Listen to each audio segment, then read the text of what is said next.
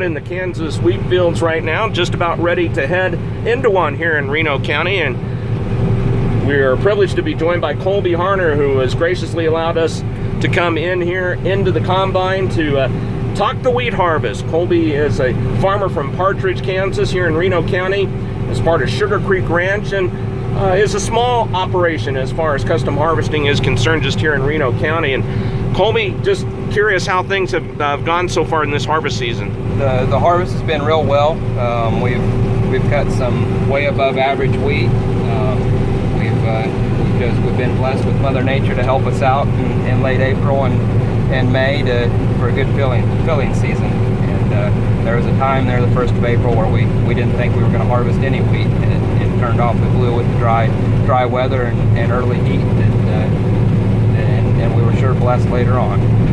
Well, and it's one of those things, Mother Nature, we had all the rains in May, like many areas of the state, but boy, when it turned up the heat, it definitely turned up the heat just about at the right time for this wheat to finish out. Yeah, we really couldn't ask for better filling weather and to finish us up on the filling season than wheat harvest. We've been blessed with awfully good weather.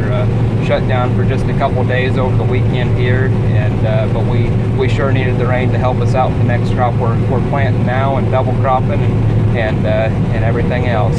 So, but yeah, it's sure been good. So for this wheat crop that we have seen so far, boy, you hear, and I assume around here, but all across the state, that this is the best one we've had for quite some time. Yeah, statewide has been, this is by far the best wheat crop we've had in several years statewide.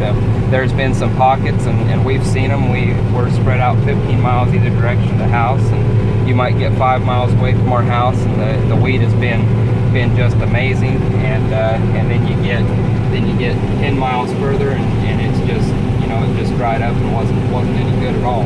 It's been very variant in the last 4 or 5 years, but this is by far the best wheat crop statewide, and just clean across the board that we've had in a long time. So what you've been able to cut, what have you seen as far as yield? We've seen on our sandier ground, we've seen some 40 bushel yield. Been just really immaculate for that sandier ground, and our red jaw, what we call the red dirt or red jaw ground around this area. We've also been able to cut some mid-60s wheat, and I think we've got a lot better wheat left to cut next day or two here.